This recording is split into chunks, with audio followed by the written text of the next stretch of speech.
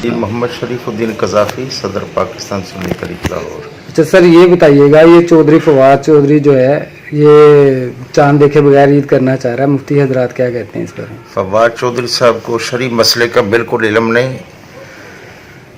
ये शरई लिहाज से जब तक रूयत हलाल कमेटी जो पाकिस्तान में बनी हुई है, जिसके सरबराह मुफ्ती मुनीब रहमान साहब हैं, जब तक वो ऐलान नहीं करते पाकिस्तान में ईद नहीं होगी। पाकिस्तान का अक्सरियती तबका, मुख्तलिफ तबका फ़िक्र के जो लोग हैं, उन्होंने मुफ्ती मुनीब रहमान साहब के साथ इजहार यकजहती का ऐलान किया है।